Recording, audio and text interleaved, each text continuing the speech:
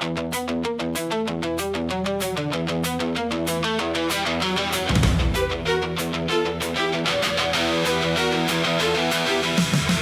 Raymbaut, to see your comfort in your company, I've come here quick and fast, more than for your wealth, so I can say when I leave here how you are and how it goes with you. For they ask me about it back there among us.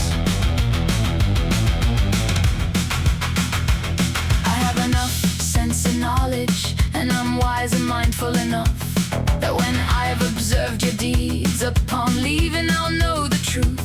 Whether the boast is as they tell it, whether there's as much or less or more as I hear said and told of you.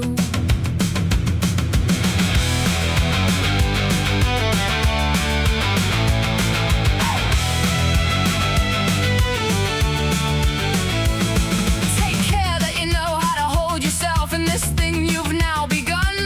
For a man, the higher he has climbed, the lower he's seen. If he lets himself fall, then everyone says it goes badly for him.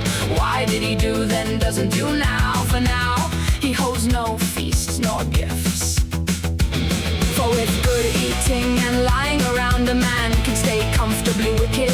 But with great effort he's burdened. He who wants to maintain good worth, he must seek out here and there, and take and give as it happens when he sees it's the place and time.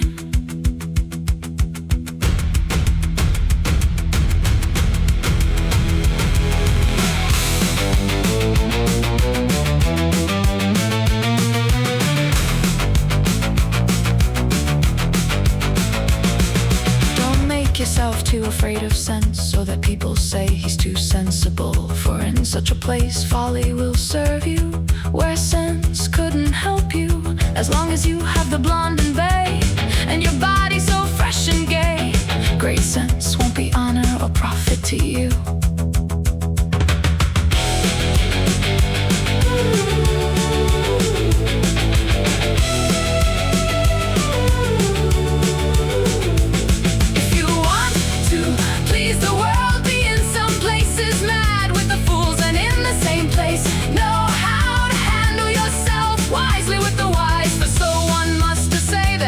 One with anger, another with joy, with bad the bad, with good the good.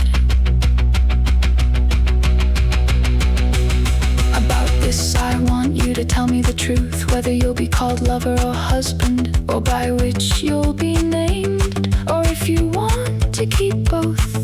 It seems to me, by the sense I have, according to what I think, but I don't know, that rightly you'll have both.